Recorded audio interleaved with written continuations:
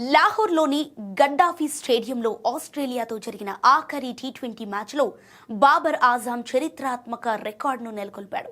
ఈ మ్యాచ్లో అద్భుత అర్ధ సెంచరీ సాధించడం ద్వారా అంతర్జాతీయ టీ20లో అత్యధిక హాఫ్ సెంచరీలు బాదిన బ్యాటర్గా బాబర్ ప్రపంచ రికార్డు సృష్టించాడు.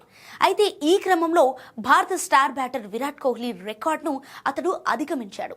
బాబర్ బాధ్యతాయుత ఇన్నింగ్స్ సహాయంతో పాకిస్తాన్ ఈ మ్యాచ్లో విజయం సాధించడమే కాకుండా ఆస్ట్రేలియాపై కూడా 3-0తో సిరీస్ను క్లీన్ స్వీప్ చేసి క్లీన్ విజయాన్ని నమోదు చేసింది. గత కొంతకాలంగా తన ఫామ్ పై వస్తున్న విమర్శలకు బాబర్ తన బ్యాట్తోనే సమాధానం చెప్పుకొచ్చాడు. ఇక టీ20 వరల్డ్ కప్ కు ముందు బాబర్ ఇలా ఫామ్ లోకి రావటం, ప్రపంచ రికార్డు నెలకొల్పటం పాక్ జట్టులో కొత్త ఉత్సాహాన్ని అయితే నింపింది.